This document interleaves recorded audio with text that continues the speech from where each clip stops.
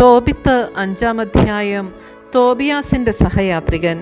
തോബിയാസ് പ്രതിവചിച്ചു, പിതാവേ, നീ കൽപ്പിച്ചതെല്ലാം ഞാൻ ചെയ്യാം. പക്ഷേ ഞാൻ അവനെ അറിയാത്ത സ്ഥിതിക്ക് എങ്ങനെ ആ പണം കിട്ടും? തോബിത്ത് മകന്റെ കയ്യിൽ രേഖ കൊടുത്തുകൊണ്ട് പറഞ്ഞു, നിന്നോടുകൂടെ പോരാൻ ഒരുവനെ കണ്ടുപിടിക്കുക. ജീവിച്ചിരിക്കുന്നിടത്തോളം കാലം ഞാൻ അവന് കൂലി കൊടുത്തുകൊള്ളാം. പോയി ആ പണം വാങ്ങി വരിക. തോബിയാസ് ഒരാളെ അന്വേഷിച്ചു. റഫായേലിനെ കണ്ടുമുട്ടി. അവനൊരു ദൈവദൂതനായിരുന്നു. എന്നാൽ തോബിയാസ് അത് മനസ്സിലാക്കിയില്ല.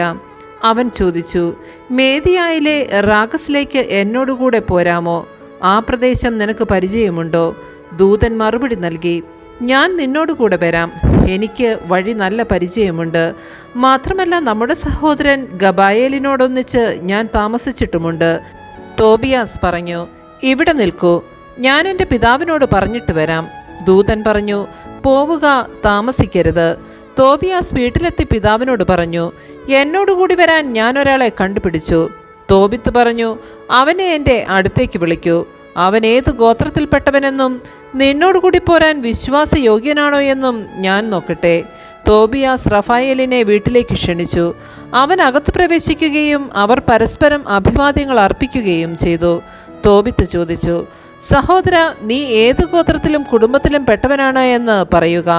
അവൻ പറഞ്ഞു, നീ ഗോത്രവും കുടുംബവുമാണോ, അതോ നിന്റെ പുത്രനോടുകൂടി പോകാൻ കൂലിക്ക് ഒരാളെയാണോ അന്വേഷിക്കുന്നത്? തോബിത്ത് പറഞ്ഞു, സഹോദര, നിന്റെ ആളുകൾ ആരെന്നും നിന്റെ പേരെന്തെന്നും അറിയാൻ ഞാൻ ആഗ്രഹിക്കുന്നു. അവൻ പറഞ്ഞു, നിന്റെ ചാർച്ചക്കാരിൽപ്പെട്ട മഹാനായ അനനിയാസിന്റെ പുത്രൻ അസറിയയാണ് ഞാൻ. തോബിത്ത് പറഞ്ഞു, സഹോദര, നിനക്ക് സ്വാഗതം.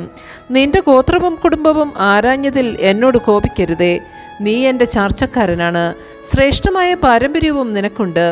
ആരാധിക്കുവാനും അജഗണത്തിലെ കടിഞ്ഞൂലുകൾ, വിളവുകളുടെ ദശാംശം എന്നിവ അർപ്പിക്കുവാനും ജെറൂസലേമിൽ ഒരുമിച്ച് പോയിക്കൊണ്ടിരുന്നപ്പോൾ മഹാനായ ഷെമായയുടെ പുത്രന്മാരായ അനനിയാസും യാഥാനുമായി ഞാൻ ഉറ്റ ബന്ധം പുലർത്തിയിരുന്നു.